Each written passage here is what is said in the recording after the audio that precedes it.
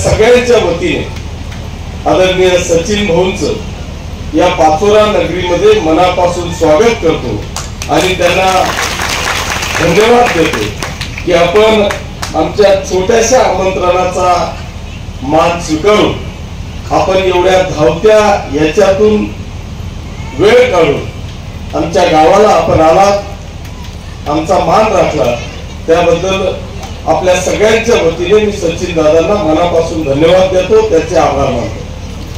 बांधवांनो, आज एक अतिशय पाचोरा आणि भडगाव तालुक्यामध्ये अल्प असलेला हा आपला समाज आहे. असं असताना मला असं वाटतं की आपल्यातल्याही 2-4 संघटना, इतक्या अल्प समाजामध्ये सुद्धा 2-4 संघटना मला वाटतं या पाचोरा भडगाव मध्ये नव्हे तर महाराष्ट्रामध्ये आहे. खरं म्हणजे ठीक आहे, संघटना असाव्या, कारण प्रत्येक संघटना ही आपल्या समाजाच्या हिताचंच काम करते. पण हे काम करत असताना मला असं वाटतं की आपण नेमकं कोणाकडे काय, कोणाच्या नेतृत्वाखाली काम करतोय हे मला वाटतं आपण पहिल्यांदा पाहिलं पाहिजे. आज जर का या संपूर्ण देशाला न्याय देणारे, देशाचं लक्ष वेधणारे जे आमचं नेतृत्व आहे, जे आमचं समाजभूषण आहे, असे लोकशाहीर अण्णाभाऊ साठेंचे नातू ज्या संघटनेमध्ये आहे त्या संघटनेकडे आपण सगळ्यांनी वळलं पाहिजे, असं मला खास करून या ठिकाणी सांगावं असं वाटतं. बांधवांनो, आज ज्या माणसाच्या मागे जर का आपण उभे राहिलो, यांची ताकद, यांचे हात जर का आपण बळकट केले, तर खऱ्या अर्थाने अण्णाभाऊ साठेंनी स्वातंत्र्याच्या नंतर दुसऱ्याच दिवशी जी चळवळ या देशामध्ये उभी केली, त्यांनी आपल्या स्वतःच्या जीवाची पर्वा केली नाही, फक्त मातंग समाजासाठी नाही तर या देशातल्या सगळ्या गोरगरीब पीडित जनतेच्यासाठी आवाज उठून या समाजाला न्याय मिळवून देण्याची हाक दिली. अशा नेतृत्वाचं जे वंशज आहे, त्यांचे जे नातू आहे, त्यांचे नातू अण्णाभाऊंच्या पावलावर पाऊल ठेवून जर का पुढे जात असतील तर मला वाटतं या समाजामध्ये 100% समाज हा सचिन दादाच्या पाठीशी उभा राहायला पाहिजे, हे मला खास करून या ठिकाणी सांगावं वाटतं. बांधवांनो, आज जर का जोपर्यंत आम्ही सगळेजण एकत्रित येत नाही, मी निश्चितपणे साहेब, आपण 2 दिवसापूर्वी पाचोरा आणि भडगाव मतदारसंघाच्या बौद्ध समाज बांधवांचा, भगिनींचा या ठिकाणी मेळावा घेतला. मला असं वाटतं की मी आजपर्यंत समाजाच्या कोणत्याही संघटनेच्या प्रमुखांनी जर का तो मेळावा बोलवला असेल तर मी एवढं मोठी सभा कधी पाहिली नाही. पण मी बोलवलेल्या त्या मेळाव्याला आमच्या सगळ्या संघटना एकत्रित आल्या आणि एवढा मोठा मेळावा झाला की मी सुद्धा अचंबित झालो. इथे खुर्च्या जमा कराव्या लागल्या, तिथे खुर्च्या मागवाव्या लागल्या होत्या, हेच नाही अख्खे मंडप सगळे ओसाटत होते. एवढा समाज एकत्रित आला आणि त्या समाजाने स्वतःच्या न्याय हक्कासाठी आम्हाला काय करून देता येईल, काय करून घेता येईल हा प्रयत्न या ठिकाणी केला.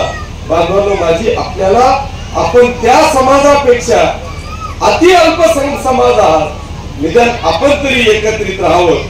साहेबांनी आपल्या तोंडून की ज्यांच्या डोक्यामध्ये आजपर्यंत युतीच्या सरकार बद्दल जो गैरसमज होता तो स्वतः आज या व्यासपीठावरून त्यांनी काढला आणि ओपन आव्हान केलं.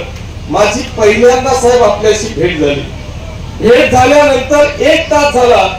1 तासात मी फक्त त्यांना एवढंच विचारलं की तुम्ही कुठून आलात. त्यांनी मला सांगितलं मी संभाजीनगरहून आलो. याच्या पलीकडे शब्दपूर्वक सांगतो की माझं त्यांचं दुसरं काही बोलणंही झालं नाही.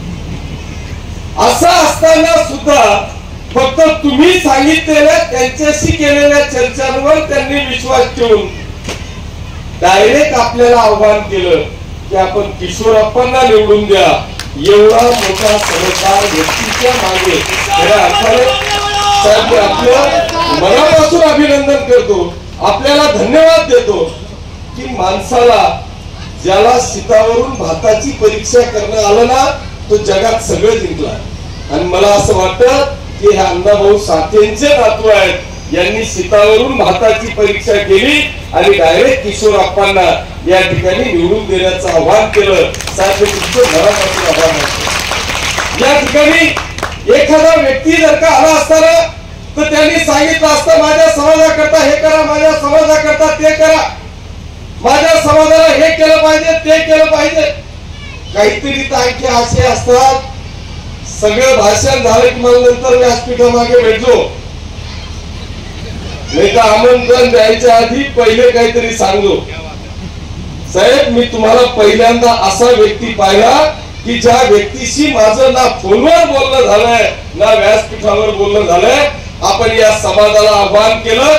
मी आपल्याला या निमित्ताने सांगतो की तुमचा भाऊ म्हणून या समाजाचं नेतृत्व हा किशोरप्पा करेल. माझी आज अशी इच्छा होती की या समाजाचा व्यवसाय आहे ड्रग वाजणे. मी प्रत्येक समाजाला नाभिक समाजाचा मी मेळावा घेतला, मी त्यांना किट दिलं, मग त्याच्यात त्यांचं सगळं साहित्य होतं. मला बी आज वाटत होतं की मी बी डब्यांची एक गाडी भरून आणावी, तुम्हाला प्रत्येक घरी द्यावं. पण आमचे सर उभे राहिले आणि त्यांनी एक अतिशय सुंदर असं भाषण केलं. त्यांनी एकच फक्त उदाहरण या ठिकाणी दिलं. माता भगिनींनो आपल्याला सगळ्यांना या ठिकाणी त्यांनी आवाहन केलं की आम्ही जन्माला आलेला मुलगा त्याला पहिल्यांदा जर का ड्रग वाजायला लावतो त्याला सांगतो की कुठे शाळा शिकतो रे बाबा, तू आता ड्रग वाज. बस तेवढेच 5, 50, 100 रुपये आले की आपलं घर चालेल, ही एक छोटीशी अपेक्षा घेऊन आपण चालतो. पण मी आज माता भगिनींनो बांधवांनो आपल्याला या आमच्या सचिन दादांच्या समोर या ठिकाणी सांगेल की मी आपल्याला आता ड्रग घेऊन देणार नाही. पण ते आमच्या सरांनी जे भाषण आपल्याला या ठिकाणी ऐकवलं, त्यांनी जे आपल्याला सांगितलं, त्यांनी सांगितलं की मी 4 मुलं शिक्षणासाठी दत्तक घेतले. बांधवांनो मी आपल्याला आज या निमित्तानं आवाहन करतो की अरे खरंच शिक्षणासाठी या पाचोरा आणि भडगाव मतदारसंघातल्या आमच्या सकल मातंग बांधवांसाठी जी काही शिक्षणासाठीची आवश्यकता असेल त्याला माझं खुलं आव्हान आहे. किशोरप्पाला अर्ध्या रात्री आवाज द्या. हा किशोरप्पा तुमच्यासाठी अहोरात्र या गोष्टी या शिक्षणासाठी तयार आहे. याचं कारण असं आहे की बांधवांनो ज्या व्यक्तीने आपल्या जीवनामध्ये फक्त 1.5 दिवस शिक्षण घेतलंय, एक 1.5 दिवस शिक्षण घेणारा व्यक्ती जर का या देशावर राज करू शकत असेल, या देशामध्ये छत्रपती शिवाजी महाराजांवर जर का ते पोवाडा करू शकत असतील, 5-50 कादंबऱ्या कथा ते लिहत असतील, त्यांचे चित्रपट निघत असतील, त्यांचे आम्ही सगळेजण वंशज आहोत, त्यांचा आम्ही रक्त आहोत. अरे 1.5 दिवस शिक्षण घेणारा एखादा व्यक्ती जर का या देशामध्ये नामांकित होत असेल, त्यांचं रक्त असलेलं वंशज जर का कॉलेज शाळा शिकून चांगली डिग्री प्राप्त करत असेल ना, तर मला असं वाटतं की या समाजातल्या कुठल्याही व्यक्तीला या देशाच्या पाठीवर कोणी आव्हान करू शकणार नाही. एवढी मोठी ताकद आमच्या या समाज बांधवांमध्ये आहे. आणि म्हणून बांधवांमध्ये आपल्याला या निमित्तानं आव्हान करेल, विनंती करेल की आपण काळजी करण्याची आवश्यकता नाही. आपण शिक्षण ही वाघिणीचं दूध आहे. आपण शिक्षणाकडे वळा. आणि किती दिवस हे डफळे वाजणार? बरं डफळे बी फक्त काही आपल्या असं काही अधोरेखित नाहीये. आणि आता एकटी सुटेलनी तिथं जर डफळे आले पाहिजे ना, ते आमचे मुस्लिम बांधव होते. मुस्लिम होते ना. सकल मातंग समाजाच्या मेळाव्यामध्ये डफ वाजायला आले मुस्लिम बांधव, म्हणजे तसे सुद्धा आपली ज्या गिरदारी राहिली नाही. मी समजून येतो की हा बँडवाला दुसरा आहे. माझी एकटी बँडवाला 99% बँडवाले साहेब दुसऱ्या समाजाचे येतो. मातंग समाजाचा 1-2 असेल. का बरं? पैसा नाही. पैसे नाही. आपली प्रॉपर्टी केवढी डफऱ्यापुरतीच आहे आणि आम्ही त्याच्यावर समाधानी मानतोय. आता जर का दवंडी पिटण्याचा एक जर विषय सोडला तर दुसरा कोणताच ध्यान नव्हतं. दवंडी बस तेवढंच शिल्लक राहिले. दुसरा समाज फक्त दवंडी आपली टिपत नाही तर डफळा बँड सगळे दुसरे सांभाळून घेऊ. म्हणून बांधवांनो आपल्याला त्याच्यावर डिपेंड राहता येणार नाही. आपल्याला हे कॉम्पिटिशनचं युग आहे. या युगामध्ये आम्ही शिक्षण घेतल्याशिवाय पर्याय नाही आणि म्हणून शिक्षणासाठी आपण या गोष्टी केल्या पाहिजे. मी आपल्याला या निमित्तानं सांगेन की इथं माझ्याकडे सभा मंडपाची सभागृहाची सभागृहासाठी मागणी केली. साहेब, मी आपल्या माहिती करता सांगतो की या पाचोरा आणि भडगाव मतदारसंघातला की जो हा असा अल्पसंख्याक समाज आहे, अति अल्पसंख्याक समाज आहे की ज्याची कुवत नाही, ताकद नाही, क्षमता नाही की जो एखाद्या 2-5 हजार स्क्वेअर फूटची जागा घेईल, त्या जागेमध्ये 2-5 हजार स्क्वेअर फूटचं बांधकाम करेल. अशा प्रत्येक समाजाला मी या माझ्या पाचोऱ्याला लागून आमची झारगाव ग्रामपंचायत आहे, त्या ग्रामपंचायत मध्ये मी आतापर्यंत बंजारा समाजाला जागा दिली, सभा मंडप दिलं, भोई समाजाला जागा दिली, सभा मंडप दिलं, नाभिक समाजाला जागा दिली, सभा मंडप दिलं, त्या ठिकाणी कोळी समाजाला जागा दिली, सभा मंडप दिलं. आज मी सर्व समाज बांधवांना आपल्या सचिन दादांच्या समोर या ठिकाणी वचन देतो की तुम्ही उद्या मला निवेदन द्या, आपल्या जारगाव ग्रामपंचायतच्या हद्दीमध्ये 10-20 हजार स्क्वेअर फूटची जागा आपल्याला देतो आणि तिथे या सर्व समाज बांधवांच्या साठी एक सुंदर असं सभा मंडप सभागृह की जे पाचोरा आणि भडगाव तालुक्यातल्या प्रत्येक व्यक्तीचं या समाजाचं कुठलंही कार्य असेल तर त्याला कुठल्याही मंगल कार्यालयामध्ये जाण्याची आवश्यकता नाही. अशा पद्धतीचं काम बांधवांना आपण त्या जारगावच्या ग्रामपंचायत मध्ये त्या ठिकाणी करू. आमच्या साहेबांनी सांगितलं की अण्णाभाऊ साठेंचा कुठेतरी पुतळा आपला झाला पाहिजे. निश्चितपणे त्याच्यासाठी परवानगीची आवश्यकता आहे, पण आपण काळजी करण्याची आवश्यकता नाही. मी तातडीने पाचोरा आणि भडगाव नगरपालिकेमध्ये आपण ठराव करू, त्याची प्रोसेस आपण पुढे चालू करू. पण तत्पूर्वी आपण अनेक शॉपिंग कॉम्प्लेक्स बांधवांना या पाचोरा शहरामध्ये उभे करण्याचं काम या ठिकाणी करतोय. त्याच्यापैकी आपल्या या सखल मातंग समाजाच्या बांधवांनी शॉपिंग कॉम्प्लेक्सवर फक्त बोट ठेवायचं की या शॉपिंग कॉम्प्लेक्सला अण्णाभाऊ साठेंचं नाव आपण द्या. तुम्ही ज्या शॉपिंग कॉम्प्लेक्सवर बोट ठेवाल त्या शॉपिंग कॉम्प्लेक्सचं नाव शाहीर अण्णाभाऊ साठेंचं नाव या ठिकाणी देण्याची घोषणा आज मी करतो. याचा तात्काळ निर्णय नगरपालिकेचे प्रशासन यांना आपण सांगून आपण बांधवून त्या ठिकाणी विषय करू. असे अनेक विषय आपल्याला करता येतील, पण मला वाईट फक्त हेच वाटतं की या आमच्यासारख्या राजकीय लोकांच्या नादी लागण्यापेक्षा, माफ करा मी आमदार आहे, पण आज जर का अशी परिस्थिती पाहिली की जे इंग्रजांचा ध्येय धोरण होती की तोडा फोडा आणि राज करा, तीच परिस्थिती बांधवांनो या राजकारणामध्ये अनेक राजकीय लोक करतात. साहेब, आपली तारीख घ्यायची होती, मला सकल मातंग समाजाचा मेळावा घ्यायचा होता. मला माहित नाही की इस दिल के 1000 तुकडे हुए. मला वाटलं सगळेच आमचे मातंग बांधव येत आहे. मी पहिल्यांदा काहीतरी 20-22 तारीख केली, नंतर हे आले. आता मला खरंच माहित नाही, जेव्हा शपथ घेऊन सांगतो मला खरंच माहित नाही. मी म्हटलं जसं आपण सगळ्या समाजाचे मेळावे घेतोय तसं आपल्याला मातंग बांधवांचा पण मेळावा घ्यायचा. मी 20 का 22 तारीख काय दिली, मध्येच कोणतरी आलं म्हणजे त्यांना कसं काय दिली ते आपल्या नाही. हा म्हटलं बाबा मला तसं काहीच माहित नाही. हे आले म्हटलं मग 5 तारीख, म्हटलं 5 तारीख घेऊ. म्हटलं आपण पहिल्यांदा साहेबांशी बोला. म्हटलं साहेबांचेच नातू आहेत, आपण हीच तारीख घेतली पाहिजे, साहेबांच्या नातूलाच बोलवलं पाहिजे. ही तारीख दिली, 2-4 जण आले म्हणजे ते तर आपले नाही.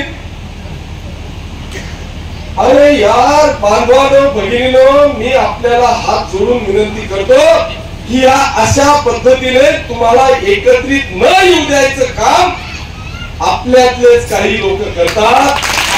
माझी तुम्हाला हात जोडून विनंती आहे की आपण, अरे मी आपल्याला या निमित्तानं सांगेन की आम्ही बौद्ध समाजाचा मेळावा घेतला. जे लोक करतात ते डुप्लिकेट असतात, कारण त्यांना सांगू इच्छितो मी अण्णाभाऊचं कार्य करा, नाही तर हातात बांगड्या भरा. मी आपल्याला या निमित्तानं मी सांगेन की आहेत बौद्ध समाजामध्ये सुद्धा अनेक संघटना आहेत. अरे पण ज्या दिवशी बाबासाहेबांचं नाव येतं ना त्या दिवशी सगळ्या संघटना बाजू होऊन बाबासाहेबांच्या मागे आमचा हा बौद्ध समाज त्या विचारांच्या मागे उभा राहतो. आज आम्ही ती शपथ घेतली पाहिजे. साहेबांनी आवाहन केलंय, मला आनंद आहे. मी काम केलं, विकास केलेला आहे, तुमच्या साथ तुमच्या सोबत राहण्याचा मी या ठिकाणी चंग बांधलेला आहे. पण बाजूला मी आपल्याला या निमित्तानं आवाहन करेन की ज्या पद्धतीने आमच्या बाबासाहेबांच्या मागे सगळ्या संघटना बाजूला करून हा आमचा बौद्ध समाज एकवटतो ना, त्याच पद्धतीने ज्यांच्या नावावर आपल्याला हे जग ओळखतंय ना, अशा अण्णाभाऊ साठेंच्या नातूच्या मागे नाव आल्याबरोबर आमच्या संघटना बाजूला ठेवून अण्णाभाऊ साठेंच्या विचारांच्या मागे, सचिन दादांच्या मागे बाजूला आपण बिनशर्तपणे आलं पाहिजे, एवढी एक अपेक्षा या निमित्तानं मी करतो. मी आपल्याला या निमित्तानं विनंती करतोय की यांनी अनेकांनी सांगितलं की आम्ही आजही माझ्या अंतोर्लीचा यादव बागुल आमच्या या ठिकाणी आहे, माझ्या स्वतःच्या गावाचा आहे. आम्ही आजपर्यंत त्यांनी उभं राहून सांगाव की तो माझा काका लागतो बरं का, तो माझा काका आहे. पण तुम्हाला मी आज या निमित्तानं सांगेल, माझ्या गावातलं ते बागुल कुटुंब आहे, त्या कुटुंबाला आजपर्यंत असं आम्ही कधी समजलं नाही की मी काय पाटील आहे, राजपूत आहे, न मांग आहे, न बागुल आहे. अरे आम्ही एका घरात बसून, त्याच्या घरात बसून बांधवांनो त्या ठिकाणी एकमेकांच्या थाटीत ताटात जेवण करण्याचं काम आजपर्यंत केलेलं आहे. असा कधी आम्ही समाज अशा पद्धतीच्या भेदभावावर या ठिकाणी केलेला आहे. अरे त्याचा भाऊ आहे साहेबू, साहेबू आला आहे घरी तर उभा आहे, उभा आहे. हा त्याचा लहान भाऊ आहे. मी एक दिवशी फक्त गावात गेलो आणि मला माहिती पडलं की साहेब आजारी आहे. आणि मी सगळं सोडलं, त्याच्या घरी गेलो आणि त्याची परिस्थिती पाहिली. खिशात दमडी नाही, त्याला दवाखान्यात न्यायचं, रिक्षात जायला सुद्धा पैसे नाही. जो व्यक्ती पूर्ण गावामध्ये माझ्या आषाढी एकादशी असेल, कोणी मेला असेल, कोणाची हळद असेल, कोणाचं लग्न असेल, त्या ठिकाणी जाणार हे कुटुंब, आणि ते फक्त पैशांसाठी खाटल्यावर पडलेलं आहे. दवाखान्यात जायची परिस्थिती नाही. बांधवांनो त्या दिवशी मी काय केलं हे सांगणार नाही, पण त्याच्यासाठी हे त्याचं बोलकं, त्याचं मन त्याच्या बेंबीच्या देठेपासून तो उभा राहून या ठिकाणी सांगतोय. ही वस्तुस्थिती आहे, हे मला सांगायची. हे काय प्रदर्शन करण्याकरता इथं मी त्याला बोलवलेलं नाहीये. आता सुद्धा परवाच्या दिवशी मी घरी येत असताना रात्री मी 1-1:30 वाजता आलो. तो 1 वाजता मोरीवर होता आणि मला सांगितलं मला काहीतरी दवाखान्यात जायचंय का काहीतरी करायचंय. 1-1:30 वाजेपर्यंत माझी वाट पाहत बसला. बांधवांनो ज्याला गरज आहे ना त्याच्याकरता 100% किशोरप्पा आहे. मी जोपर्यंत घेऊन निघायची ना तोपर्यंत माझं साहेब दुकान बंद होत नाही. रात्री 12-1-2 मला अक्षरशः मागच्या दरवाजाने पुढच्या दरवाजाने नाही तर गर्दीतून निघून जावं लागतं. आता मी त्यांना हात जोडतो, आता बंद करायला माझं इलेक्शन तर पाहू द्या. इतकी वाईट अवस्था आहे. पण बांधवांनो आपण काळजी करण्याची आवश्यकता नाही. जिथे कमी तिथे आधी काळजी करण्याची आवश्यकता नाही. तुमच्या आपल्या या मातंग समाजाचं, सकल मातंग समाजाचं जे जे काही अडचणी असतील आपण सगळेजण एकत्रित या आणि या समाजाच्या हितासाठी आपण सर्वजण एकत्रित येऊन या समाजाला आपल्याला काय काय करता येईल हा करण्याचा प्रयत्न बांधवांनो आपण निश्चितपणे या ठिकाणी करूया, अशी ग्वाही या निमित्तानं देत असताना यांनी सांगितलं की ज्याला मागे मांग त्याला फिटे पांग. आधी एक मांग नाही, आधी हजारो मांग मला मागितले. त्यामुळे पांगना काही संबंध नाही. त्यामुळे 100% पांग फिरणार असं गृहीत धरतो आणि आपल्या सर्व समाज बांधवांचे आशीर्वाद, शुभेच्छा या माझ्या पाठीशी आहेत असं गृहीत धरून आपण सर्वजण एवढ्या मोठ्या संख्येने या ठिकाणी आलात त्याबद्दल आपले सगळ्यांचे आभार मानतो. आपल्या सगळ्यांच्या वतीने पुन्हा एकदा सचिन दादांचे आभार मानतो. हा मी डफळा सांगा होता पण आता डफळा कॅन्सल केला. पण आपल्या सगळ्यांचं दैवत अण्णाभाऊ साठे यांचा सुंदर अशी प्रतिमा आपल्या प्रत्येकाच्या घराघरापर्यंत पोहोचवण्याचं काम आमची सगळी टीम करेल अशी ग्वाही या निमित्तानं देतो. आपको धन्यवाद. जय हिंद, जय महाराष्ट्र. धन्यवाद. कसं आहे यानंतर या ठिकाणी यश लक्ष्मण आमच्या चॅनलला लाईक करा, सबस्क्राईब करा, बेल आयकॉनवर क्लिक करा आणि हो शेअर करायला विसरू नका.